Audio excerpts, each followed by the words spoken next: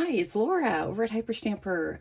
Today's antique book made into a junk journal is called The Tamarack Tree. It's actually almost 80 years old, but the image on the cover is really, it's just beautiful. I've actually done another junk journal like this last year, and it was also just stunning, very popular. I added some fabric here for texture. I added two kinds of vintage doilies. I left the spine intact, as I always try to do, unless it's super damaged. And I added some vintage pieces here.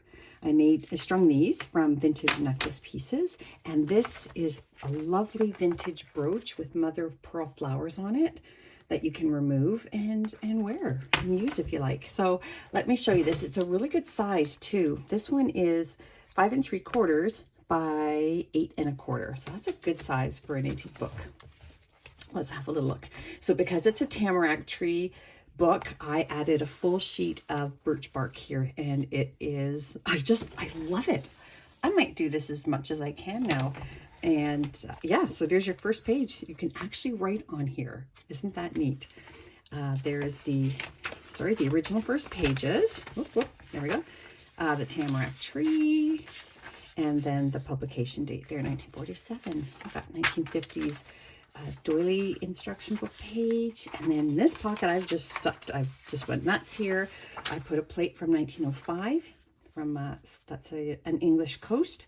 This is one of the very collectible German booklets from the 50s, and I've been using these for the last few weeks in my journals, trying to use them all up. And just the graphics are fantastic, the fonts, everything about them. And if you want to look more up there's somebody on Etsy who's actually selling sets of these. They've got some value. And then this is an old British Airways receipt from 1978. Somebody who won a trip to England and Spain. Is pretty cool. This is a vintage recipe card that never got used, but it's got that beautiful natural aging to it that I love. Really fun clusters here. And again, you can do some secret journaling up here. And look at this wonderful, wonderful page here. Tear on Broadway. Vincent Price.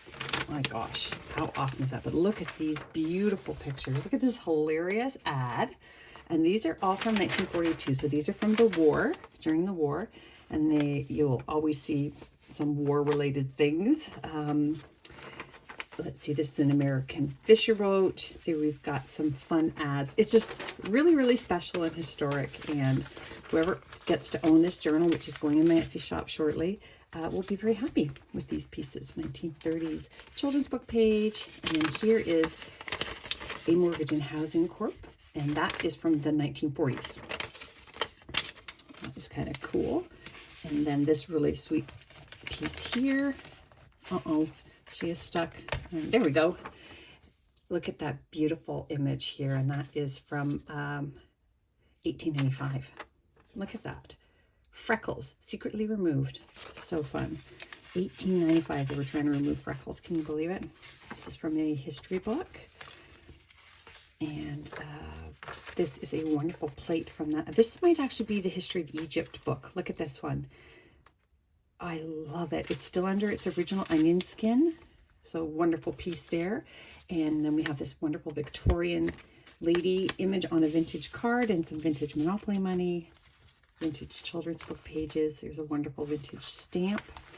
And then here is another one of these handwritten notes from 1888. And that is a government piece. Taking notes on that. Another one here. And this came out of a 1940s or 50s children's school book on words for places. And then this pocket here is made out of an antique book page as well. It's got some pretty graphics on the other side. And another wonderful plate here, sheep washing. And that is from the National Gallery of Britain. I put some antique board on the back there. Did some hand stamping there. This is from the Alice in Wonderland storybook series. That is an antique page there from the 20s. This is from the 1800s, The Lady's Letter Writer. How to write a letter if you are a lady. And it's really cool. It's really interesting. 1970s Beacon Lodge attendance sheet.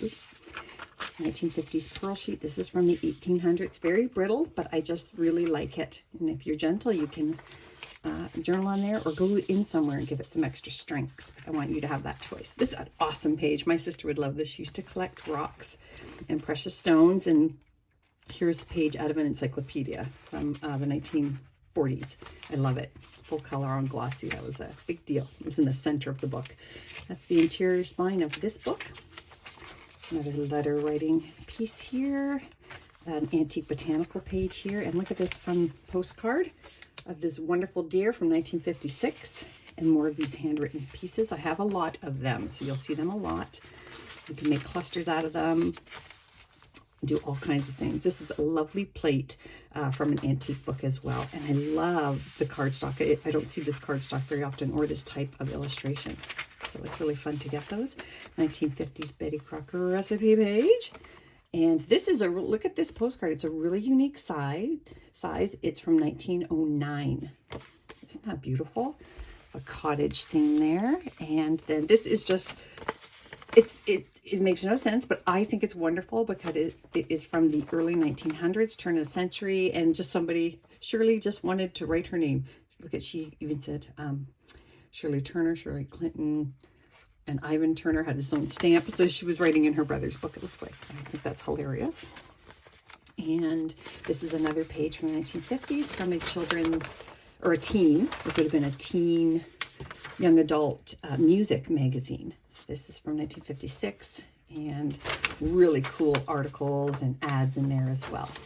Swing with Enzo Strati. I love it. Okay, so lots of fun stuff, and I've really overstuffed this one. This is a little nuts. I'm just realizing now we're going through too much stuff. Okay, look at this hilarious ad. And this is also from September 1956, and it's got some great recipes. So go ahead and try the recipes from the 50s. Why not? I don't think the flavor of food has changed in the last 80 years, 70 years. I just loved this image from an antique book. It's got the scroll there, and I put antique paper on the back to give it some strength. Another one of those wonderful perennial pages, and I made a waterfall here. This one even has a signature from 1947 on it, and just some journaling. And here's one of these wonderful Arborite Company double-sided samples. Really, really cool, pretty rare. This one is the golden ribbed oak in gray. So that would have been one of the samples that the salesman used, or you would have taken to pick your own. 1925 art education book, and it is beautiful. This mother reading stories to the children in bed. I love it so much. A 1950s embroidery book. Just a little journaling envelope here, and this vintage birds, eggs, and their nests book. I love that. A whole plate there, full color, and that's a really stunning one. 1955 Polish embroidery book photos. They're gorgeous. And just another wonderful page here. And look at the foxing on this page, this antique book page. The Peak District from Spa to Spa, about an English town. I just loved that. I didn't have to tea dye anything. I never do anymore, actually, because I've got so many pieces that have the beautiful natural foxing. But look at this whimsical image here of a pipe flying away. And that is from a French book, from France, French. And just a little journaling spot here, and I've not attached one side so you can tuck your own things into there. And that brings us to the end. So I hope you love it as much as I loved making it. Hyperstamper.etsy.com. Thanks for visiting.